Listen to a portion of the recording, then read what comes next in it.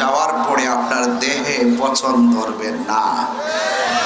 আর হৃদয় যদি ঠিক না থাকে, অন্তর যদি ঠিক না থাকে, কবরে যাওয়ার পর বাস পচার আগে আপনার লাশ পচে চলে যেতে হবে। কেউ থাকবে না, হয়তো কেউ আগে অথবা পরে। যিনি পাঠিয়েছেন তিনি নিয়ে যাবেন, কারণ তিনি আপনার আমার ইন্নাহু হুয়া ইউবদি ওয়া ইউঈদ। তিনি আমার শুরুর মালিক, তিনি আমার শেষের মালিক। জবান খুলে বলুন তিনি কে? আল্লাহ অনেক রহমান, আল্লাহ আবার অনেক কাহার, আল্লাহ অনেক রহিম। আল্লাহ পাকের ধরা আবার অনেক শক্ত। ইন্না বাতশা রাব্বিকা লাশাদীদ। নিশ্চয়ই আল্লাহর ধরা অনেক শক্ত। সেই ধরায় পড়ার আগে আপনার হৃদয়টাকে ঠিক করতে হবে, অন্তরটাকে ঠিক করতে হবে। তাহির হুজুর এমনি তাহির হুজুর। আজকে আপনারা মাঠে আসেন বলেই তো অনেকে বলে মনে করে যে না তাহির হুজুর, অনেক লোক তার মাহফিলে আসে, মনে হয় যে কত বড় হুজুর। আসলে আমি বড় হুজুর না। আপনাদের অগাধ ভালোবাসা আমার প্রতি আছে, আপনাদের ভালোবাসার উপস্থিতি আমার সামনে আছে। মানুষই আমাকে বলে যে অনেক ভক্ত আমার আছে। কথা বলেন ঠিক কিনা? তবে এতটুকু বলবো, আমারও একটা জিম্মাদারি আছে। ভাইয়ের আমার, আল্লাহ পাক কাহারো চেহারার দিকে তাকায় না, আল্লাহ পাক কাহারো ড্রেসের দিকে তাকায় না, আল্লাহ পাক তাকায় মানুষের অন্তরের দিকে। কিসের দিকে? অন্তরের দিকে। ইন্নাল্লাহা আলিমুম বিযাতিস সুদূর। অন্তর্যামী হলো একজন। জবান খুলে বলুন তিনি কে?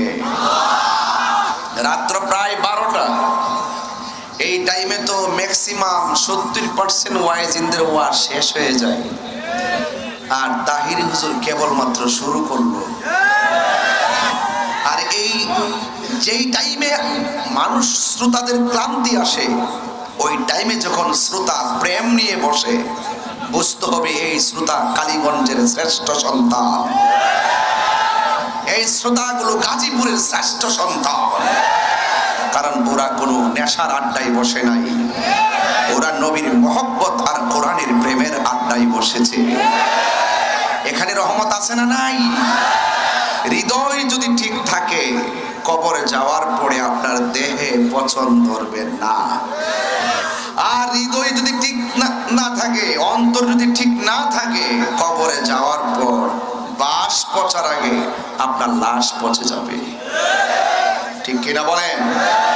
এই জন্য অন্তরকে ঠিক করতে হবে। খাবার খেয়েছি, গায়ে শক্তি পেয়েছি, কলবেরও একটা খাদ্য আছে। গিযাউল কলবি যিকরুল্লাহ। কলবের খাদ্য হলো আল্লাহর জিকির। আল্লাহ বলছেন ফাযকুরুনি আযকুরকুম ওয়াশকুরুনি ওয়ালা তাকফুরুন। আল্লাহ বলছেন তোমরা আমাকে স্মরণ করো, আমিও তোমাদেরকে স্মরণ করব।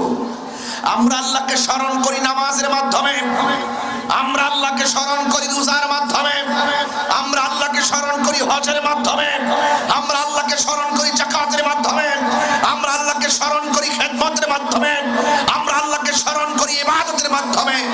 আল্লাহ যে বলছেন আমিও তোমাদেরকে স্মরণ করব। কালীগঞ্জবাসী আসেন, দূরবীন লাগায় দেই। আল্লাহ তুমি আমাদেরকে কিভাবে স্মরণ করবা? আমাদের স্মরণের ধরন তো ইবাদত। তোমার স্মরণের ধরন কি? আল্লাহ বলেন আমি তোমাদেরকে স্মরণ করব আমার রহমত দ্বারা, তোমাদের গুনাহগুলো ক্ষমার দ্বারা। আমাদের গুনাহ আছে না নাই? এই জন্য যুবক ভাইয়ের আমার, চিন্তা থাকলে নিন্দা হবে, প্রশংসা হবে স্মরণ সবাই। এমন কাজ করে যান, আপনি চলে যাওয়ার পরে যেন মানুষ আপনাকে মনে রাখে। আরে আমার ইতিহাস কি?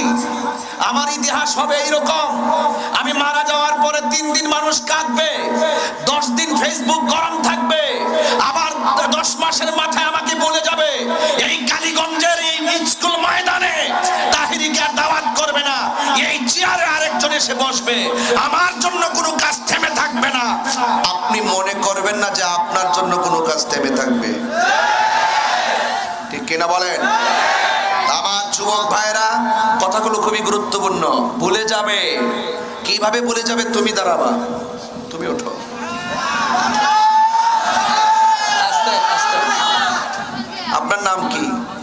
মাসুম বিল্লাহ। আপনার আব্বার নাম কি? মোস্তফা। আপনার দাদার নাম কি? আবেদ আলী সাহেবের দাদার নাম কি? বলতে পারি না। আর এখানেই তো প্রমাণ হয়ে গেল 150 বছরের প্রজন্মের কাছেই আমার দাদার বাবার কথা আমি জানি না।